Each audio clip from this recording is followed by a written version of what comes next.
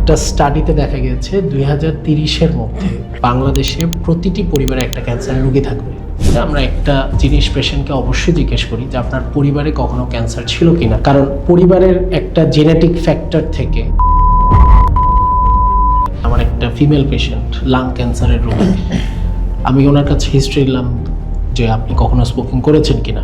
উনি বললেন যে না স্যার, আমি তো কখনো স্মোকিং করি নাই, তবে আমার হাজব্যান্ড হচ্ছে চেইন স্মোকার এবং সে সবসময় আমার সামনেই সিগারেট খেত, আমার রুমের মধ্যেই সিগারেট খেত। প্রতি বছরই 10 to 20% more people R becoming smokers.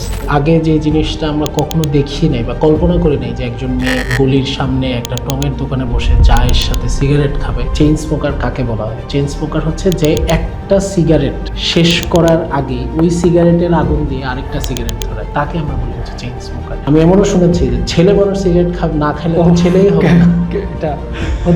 এটা হতেই পারে না, মানে ম্যানলিনেসটাই আসবে না।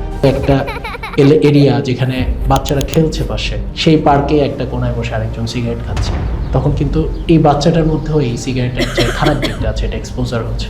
আমাদের পলিসি মেকার যারা আছেন তারা স্মোকিংয়ের ক্ষেত্রে আরও বেশি কঠোর আইন নিয়ে আসা এবং প্রাইজিংও যদি আরও বাড়িয়ে দেওয়া যায় তাহলে আমার মনে হয় আরও ভালো হবে।